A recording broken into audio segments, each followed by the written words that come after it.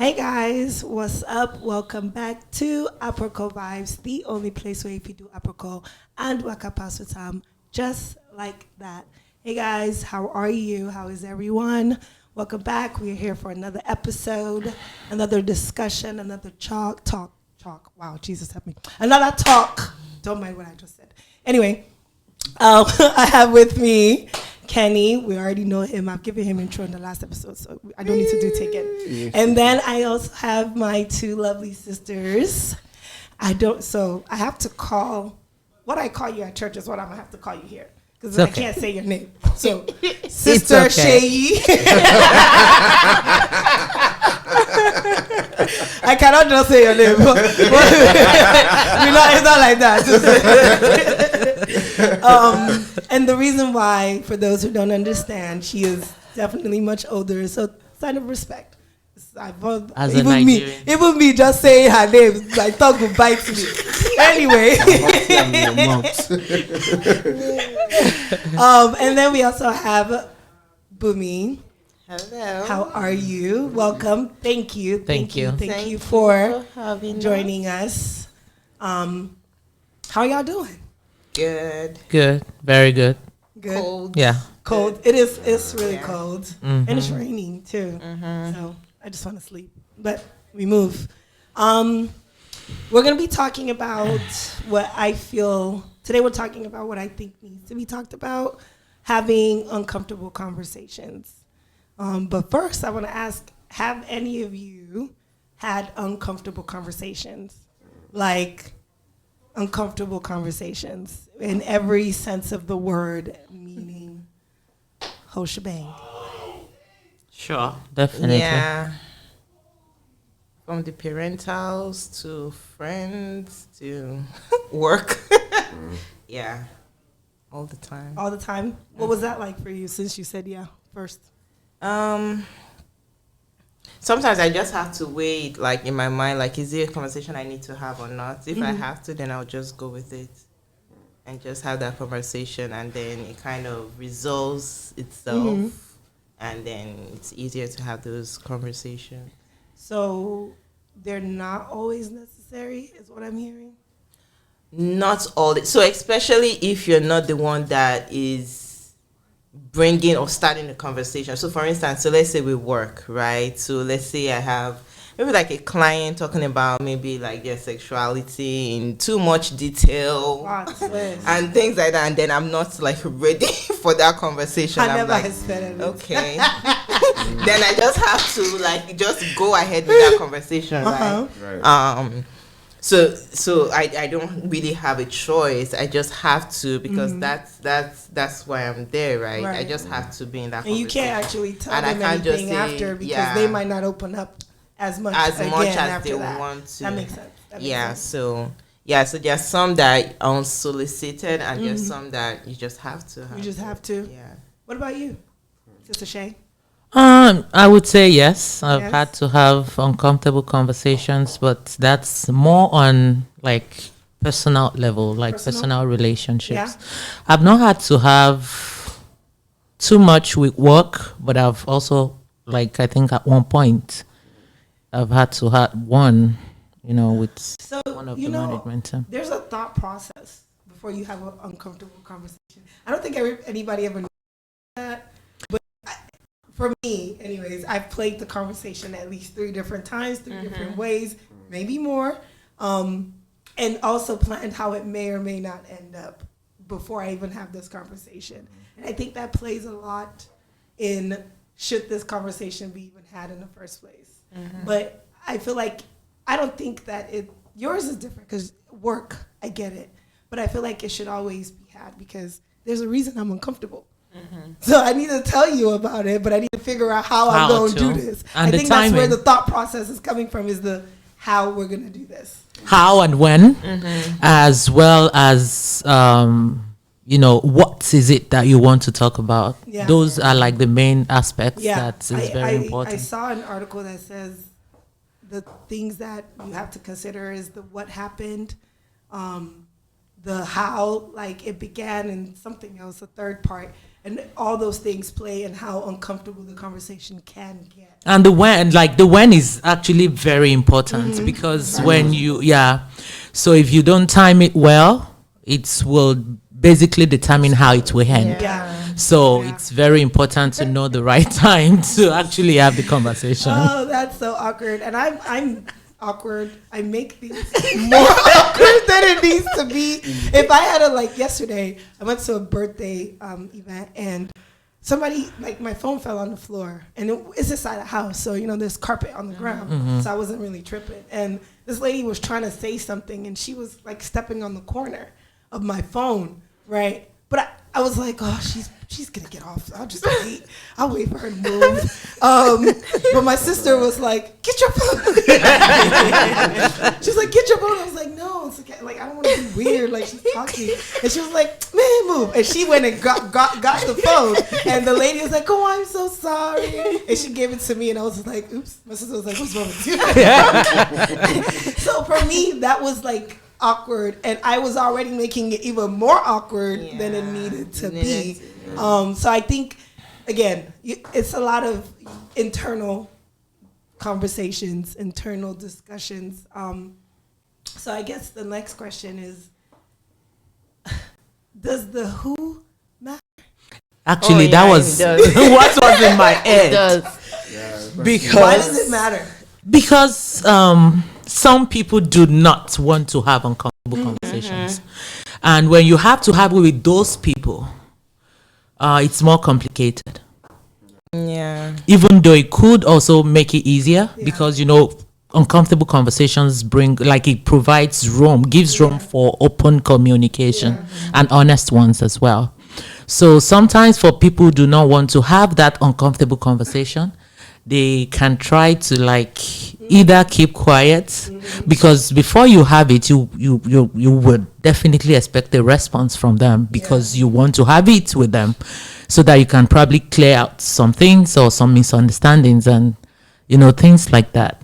But I don't like that. Yeah, sometimes I have to say that I just said to. to was like, we need to talk. He was like, you two, we need to talk. that's a good one. So you'll not allow me to be thinking something. You said we need to talk. That's a good one. Don't Say put that me we need to talk, on jump. just so that to prepare your mind. It's a serious conversation. Right. That's that we're exactly about why to I have. say it too. Don't joke. But he was like, you two, we need to talk. Okay, but why you say this? So that me too, I'll come and that's not thinking Exactly. So me, I'll not this. be hyperventilating with thinking. So what about, I know we just talked about the who. Okay, what about men of God? Can you have an uncomfortable conversation with them? I know the how matters a lot because there's so many different boundaries in between the conversation anyway. But I think that they're human, so they're not exempt from such conversations. But a lot of times what I've seen, especially in the Nigerian community, we let a lot of things slide because it's a pastor. Please, so don't make no come for me. Na talk and they talk. So we let a lot of things slide because it's like, you just did this. Everybody's like, dang. And they keep it there. No one they says keep it there. That's it. No one says anything. And I say this because there was a video. Can you say his name for me before I jabber, please? Thank you. I think you've seen it, where the choir was singing. I didn't think they were doing that bad. I just thought, a little off key, but not too bad. And the pastor gets up and just stops them mid singing and says, "Thank you. If you're gonna sing, sing properly." But I'm even saying it nicely, actually. But he was like, and everybody was just, dang, he just said that. And it was like, you could see the choir behind him. And he kept on shading them. And I was just like, dang, that was not necessary. That was so not necessary. But I find it hard to believe that anyone actually spoke to him about that. Maybe, but... After? Maybe. Big maybe. Big maybe. Maybe not. Because can you imagine the self-esteem of those singers? Can you imagine how embarrassing the members, their faces is looking like, ooh, you just oh dang, that could be me. Oh my god. I feel like that is where empathy has to come in. You know, like when you put yourself in those people's shoe, and you know, okay, if I'm in the choir, if you know someone talks to me like that, how am I going to take it? Yeah. You know, will it stop me from serving? And that's why a lot of things happen, and people just get discouraged, and you know.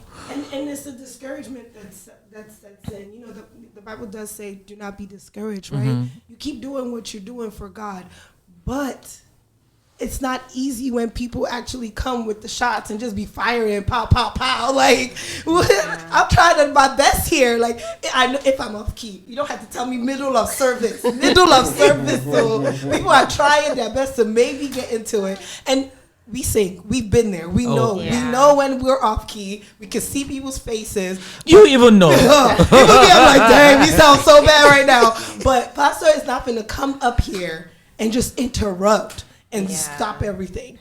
Even if you want to do that, I feel like you can just come up as though it's your time and move on from there, and we will stop. Have you ever seen a choir that will keep singing when the pastor comes up? No, they stop. So I feel like he could have handled that much better. And I agree. I think he definitely needed to have a conversation, and I think he should apologize, I don't know if he did, apologize to the choir, because that was not the place. That was not the place. And I think you guys were mentioning a different one where he, you know, pastor's in the realm and the pianist or whoever is not there with him. And he tells him to stop. Cool. You're disrupting my flow. I get it. You could tell him to stop. But he goes on further to say we're not in the same level.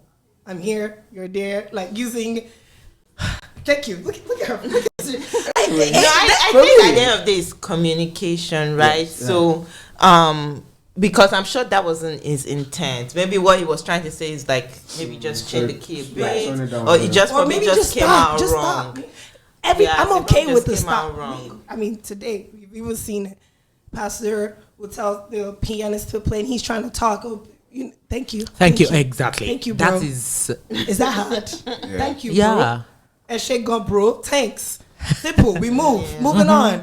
But no, I feel like sometimes they forget that these are also human beings that you're talking to. Yeah, like you said, I mean, let's not roll the fact that, I mean, pastors are human. So, they're susceptible to mistakes. Yes. Nobody's above correction, you know. So, Agreed. and like Bumi said, I don't think that was his main aim, if you ask me. I don't think his motive was to, you know, come across as aggressive or whatever. I think, yes, that guy was actually not on his level. I mean, I wouldn't know. I'm not a pastor. I'm sure he knows what he meant. Oh, God, you're not on my level. So I won't be too harsh on him. And I hear what you're saying. I won't be too harsh. I don't know about all. I won't be too harsh on him. I won't be too. I mean, I won't just look at that video and say, you know what he did was totally wrong. No, I wouldn't. I'm not saying it's wrong. I think it was just wrong timing. You could have left it at stop and still have that conversation on the side with him. You're streaming. You forget that many people will see this video, because especially if it's a well-known man of God. Many will see this video. A lot of people gonna be like, dang, he's kind of scary. Like, I don't know if I want to be, come on, I'm walking past him, tell me I'm walking wrong. You know? I don't want any of that. So I do think that they should have those conversations, but realistically, do those conversations actually happen? I would say it does. I think it really depends on the pastor, right? So luckily I've been in churches or had spiritual leadership that they've created a safe space for anyone in the church to actually have a conversation with them. That's nice. I like that. And then they actually respect the feedback from people, and they actually ask for feedback and things like that. So I feel like there are some people, so maybe like bigger churches, not everyone may be able to approach the pastor, right? But there are other people that they surround around them that they allow them to, like, they can give a feedback, and there are some churches that they actually have a feedback box, or where you can just send feedbacks pastors, and the pastors or whoever is in charge of that passes that information to the pastor, and the pastor ends either addresses it or makes adjustments to it and things like that. But I feel like at the end, at the end of it, we also have to kind of like just give grace, knowing that they are human as well. Because sometimes they might just be in the moment, in the spur of the moment. And all of us can be, and we just say something, and in our mind you're like, oh my goodness, I do not say that. I can't take it back. You can't take. That's the thing. They can't. It's not that they can't take it back. They can. They just. I don't know. I feel like maybe a little bit of pride sets in. Like, I just said it. I said what I said. No, you can take it back. You are very much allowed to take it back. And you can actually apologize. Sometimes they may not even see it as wrong, right? Yeah. So sometimes what you say is not wrong. How you say it. That's it. I am a firm believer. It's not what how you say. So they might, in their mind, they might think it like, oh, I just told him to stop. Yeah. It's not really a big deal. But me that I'm receiving, I'm like, you told me to stop, shut up and sit down. That's what you said. That's what I heard. That I'm not in the realms of the angels. Exactly. Where am I? If I'm not there, where am I? So I think also, it also comes to the person that is even receiving it. Right. Pastor. Yes. Me. I don't know how. Do you want me to play? When the spirit come down, what happened? What did I do? Help me. What did I do wrong? So just asking. And if you don't have access to the pastor, speak to your head that's department. Right. We don't know what happened behind the scenes. Exactly. We don't know. We are going off of what we saw, right? Yeah. And I really do believe having constructive criticism is such. If people say it here and there, but it's real. It's real. Like we criticize not to actually construct or help what they did wrong. We're just calling it out. Like, you did this, you did this, you did this. But then there's, oh, you did this, but I think maybe you can probably try this way. I don't know. It might help. It might not help. It might be better. It might not be better. Stuff like that. But I think when it comes out, so how it does, even with ourselves, let's come down to not men of God now at this point, ourselves. If my breath is kicking and it's hot. How are you gonna tell me? You're not gonna be like, Jumaket, give me. I'll give you chewing gum. Even then, I'll buy chewing gum. Like if you give me gum, instantly I'm like, oh dang, my breath must stink. And sometimes it's not that. I'm just like, do you want gum? What I'll do is I'll actually take gum Me myself. too. I'll take it. So you see I'll that take it first. I'll be like, oh, do you want one? But then that's that, and then I will. Or maybe if you smell, I'll buy perfume as a gift. Yes. And but do you, like, some people think I don't know about all that. people get them perfume because they smell, but that's not always the case. That's not always the case.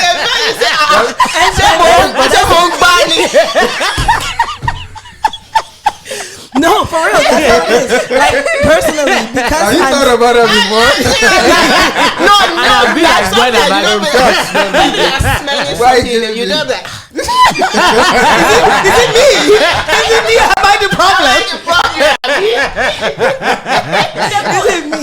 But it's really hard to have those conversations because you're trying to think about how the person's going to feel. I'm not telling you smell or something is wrong because I don't like you. It's because I do care about you. Maybe how I'm saying it might be the issue, or more often than not is the issue. But what I really wanted to say was this. How it came out was this. But we don't take a second to pause and be like, oh, that's probably how it came out. So I would say, like, having the goal of what we are communicating in mind before we even start, it helps us to actually communicate and make people understand us when we communicate. Like when we talk about those, those are things that we need to talk about. And like I said, empathy is very important. Like, and I actually appreciate my family. Because they're brutal. They're brutal. Like, me and my sister be hanging out, and let's say my breath is hot or hers. She'll be like, your breath today? And I'll be like, my breath is hot? And she'll be like, it's a little bit. I'm like, oh, dang, I actually forgot, but let me go through that now. But we're not loud with it. We're like kind of like talking to each other in a The way you talk.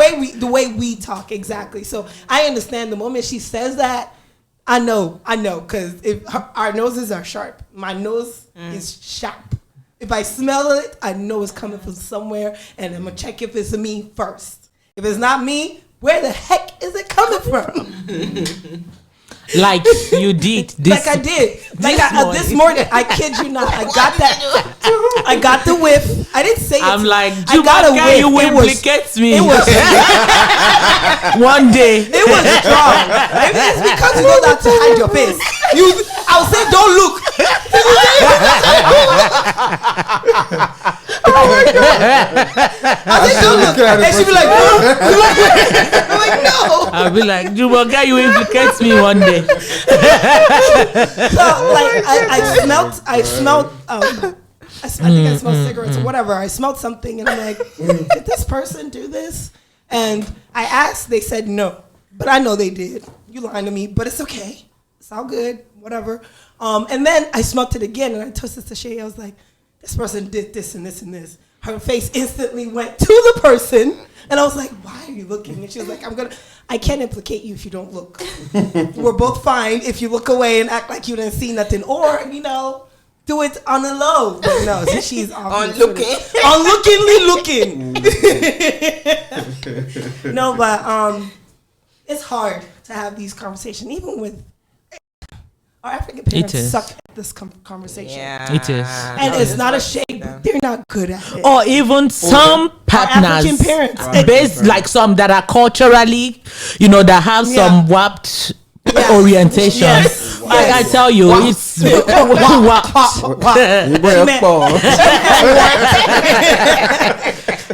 it's a very difficult thing to do with them, and it's very important in every relationship. Yeah. It's something that you have to have from time to time. If not, it's gonna break down. Yeah. Mm-hmm. Yeah. But it's people that are afraid of confrontation, though. People don't want to have those conversations because my brother is one of them.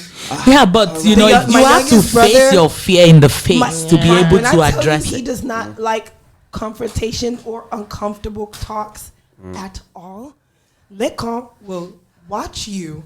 You say A, B, he don't like it, and he'll just be like, he'll let it pass. He will let it pass and will never open his mouth to say, well, I actually don't like. I'm like, bro, you need to speak up. One thing about those people is, it will continue to pile up. Yes, it piles up. And when they finally blow up, and that's it. That's it. So you had this. You have all this in mind. And they don't talk. Yes. They are so cool. Side eye. Bombastic side eye. Oh yeah. Big time side eye. But I used to be that way. Big time side eye.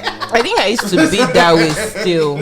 No, but I think it's actually a skill. But I had to It's look for to a be able way. to Especially maybe like with parents, families, and things like. Sometimes I don't really like having those conversations. There are some certain conversations I don't like having face to face. But I will type long message. Oh, you're one of those. You're one of those. I'll write a letter because I remember when I was small. Like I'm sure my dad is still. I was like, dear daddy, dear daddy. I'm serious. When I was I would just be like, I don't feel like having this conversation. Maybe when I feel. That's really good. Let me tell you something. And I'll fold it. I'm so sorry. Then I'll pour all my emotional letter and fold it and put it by his bedside. That's how I used to do when I was younger. That's a really good skill if you don't know. It is. I'm not writing nothing. It's here. And it's bad that it's here because one is doing this. So many. Like, I've played 20 different scenarios as to why you spoke to me that way. All of them ending badly with you don't like me. There's a reason why you spoke to me that way because I don't talk to you like that. What happened? Was it me? Am I the problem? Are you the problem? But writing it out helps you to kind of filter. And that filter is so good because you probably can see where you messed up as to why they did what they did. That's really cool. So you think having a comfortable conversation is a skill? I think so. Being able to have it well. I think being able to have it well. Oh yes, I think because everybody, especially when we are not too emotionally intelligent, which is common in the African community, we act like we just open mouth, yakata, like I'm like, dang man, calm down. Yeah, it's a skill. You remember the book we're reading, Hidden Potential? Yeah. This is kind of linked to that because it was talking about character skills being one of the skills we need to learn, just like cognitive skills, soft skills. Yeah. We have to build that as well. And he actually talked about, feedbacks, asking for. It might be difficult to talk about it, but just ask for it. And and if you are also a good friend, you should be able to have those conversations. Absolutely. Yeah. 100%. I 100% agree. Hopefully may God help us be better than our parents were, because we have to have these combos with our kids, our friends, and we have to teach our kids how to be emotionally intelligent before they get to our big age, and they're still trying to figure out how to say something when they could have just said it in a different way in the first place. Correct. So, uncomfortable conversations, very needed, very important. I'm still working on it because I don't like to say. I just say it how I feel in that moment. I just say it. I try not to, because it'll be in my head. If I don't say it, it's in my head, and that's where I'm playing all these scenarios. And that makes it worse. That makes it so so it's much better worse. you So just talk about it and know. It makes because it you're makes making it worse. assumptions. So every scenario has a valid reason why you spoke to me that way. Correct. Every single one in my head has a valid reason. So if none of those is correct, I have to talk about it, right? Yeah. But if one of them happens to be correct, you have to find a better way to tell me about me. You don't have to tell me about me like that, okay? So what about you having that conversation? Because sometimes you really want to have it now, but now is not the time to have it. So sometimes it's even harder to wait. And that's what, honestly, in those moments is when I'm playing scenarios, because I'm busy waiting for the right time. But the right time may take days, and that's gonna piss me off, because now I have to wait days, and we have to talk about it, and by then everything that I have thought about is no longer there in my head. Wait, so all the scenarios that you, Are you angry? Wait, I need to understand. You sound angry. Oh God, I want the scenario to be there. It will help me. It will help my Your position. My position in the conversation. All the scenarios I painted would make sense. But by day 5, half of them have dissolved. So now I don't even remember. Which is a good one. At least less problem. But I wanted less complications. When I wanted to talk about it, I wanted to talk about it because I have so many questions. Those questions, I can't even remember half of them by the time we do talk about it. Because now I'm like, I know I was more upset than this.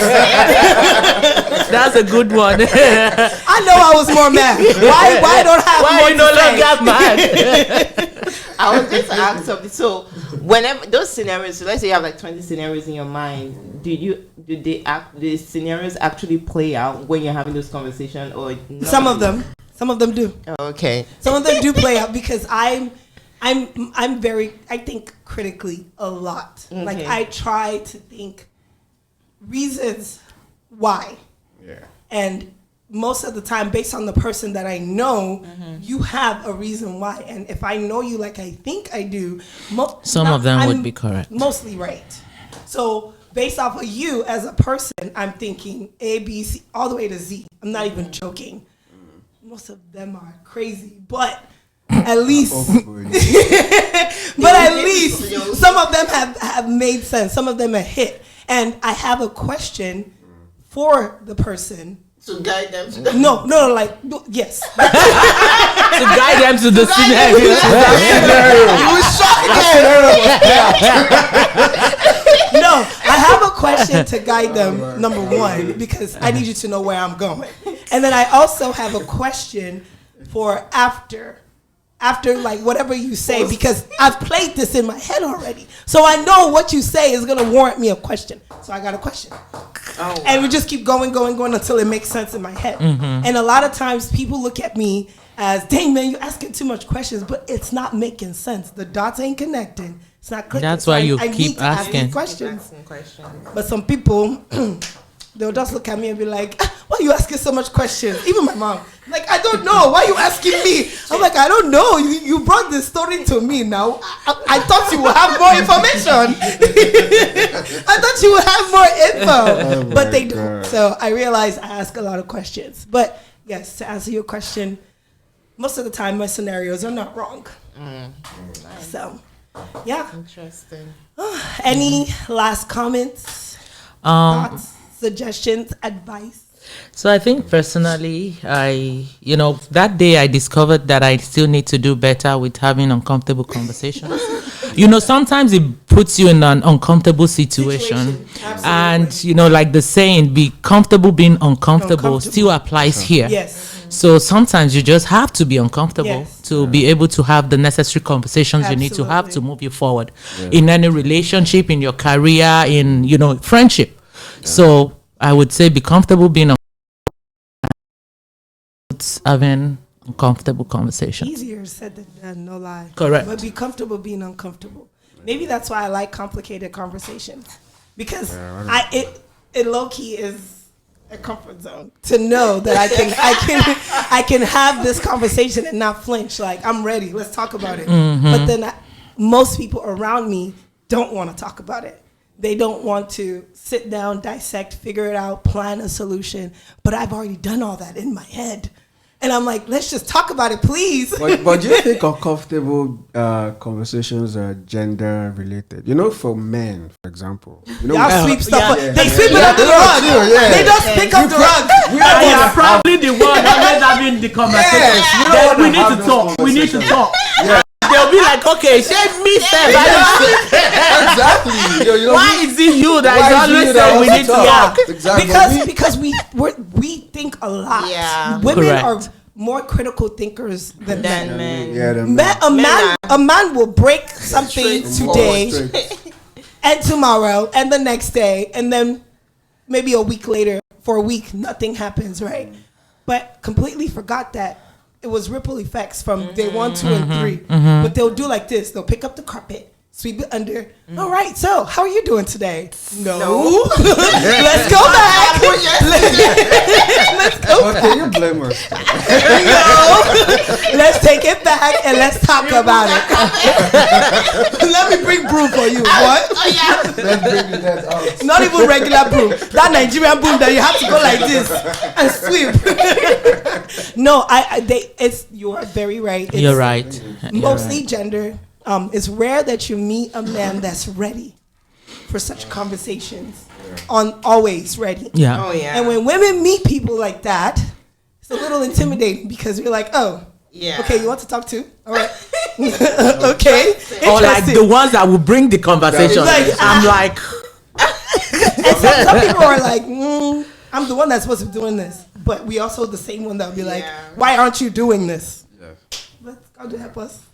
We move. But yeah, no, I do think be comfortable being uncomfortable. 100% agree. And I hope that we are all able to come back one day and be like, I mastered the art of having such a conversation. Correct.